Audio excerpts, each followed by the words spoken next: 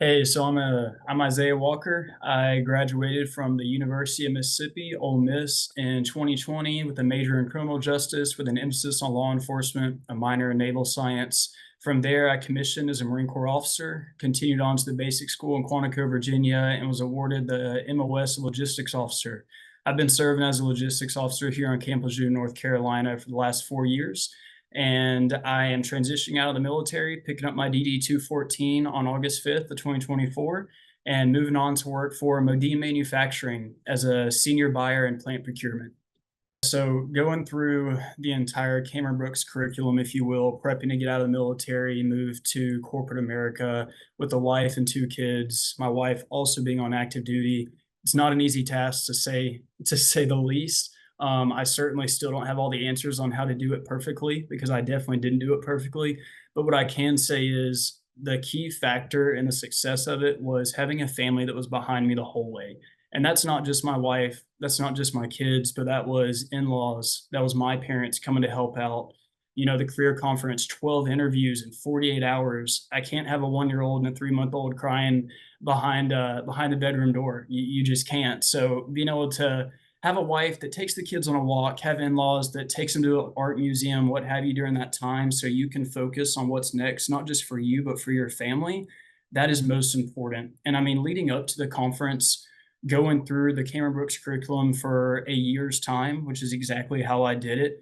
The key factor is establishing boundaries with your significant other on when you need to sit, lock yourself away, and prep, when you need to do that self analysis, that self study, when you need to go through the DPP, when you need to step aside, grab a coffee, and do some of your reading in the business books. Setting those boundaries and then having a significant other that supports that and facilitates that in whatever way that she or he can was paramount. And I would not have been able to do this without my gracious, loving wife, Gabriella, who really helped me step aside and have the time to do that while she took care of the home front. And that was key. That was certainly key. Moving into the transition out of the Marine Corps and partnering with Cameron Brooks, I was blessed enough to do it a year out from my transition. So I had plenty of time to study, plenty of time to go through the DPP and prep, and really looking at what Cameron Brooks took off my plate and also what I kept on my plate.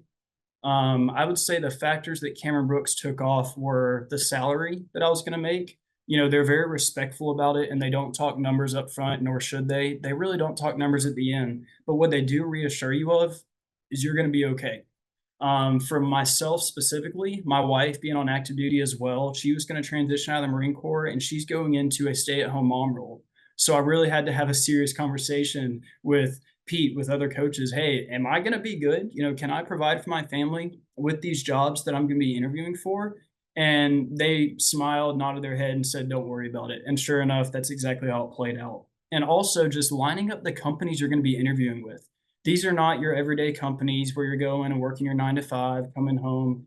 They are prepping you to start a new career in corporate America, to climb up a ladder, whether you want to be a CEO, whether you want to be a business owner one day, whether you want to go into a business sales. They are prepping you for that and lining up companies to facilitate that for you. So knowing that I was going to walk up to the conference with all the preparation that I had on my plate, that was my responsibility that I had done, but they were going to be placing the companies before me and giving me my left and right lateral limits there on how to approach those companies, how to answer certain interview questions based off what they knew about me, because they truly seek to know you as a Cameron Brooks family member, if you will.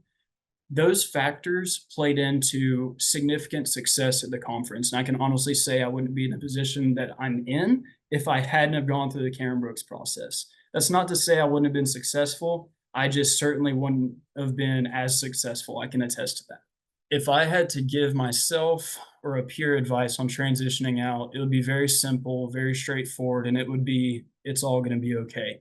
I'm a very type A personality. I like security. I like predictability. I like to plan. I like to work that plan and know it's going to work out exactly as how I planned it. It's not going to happen that way. And it's okay.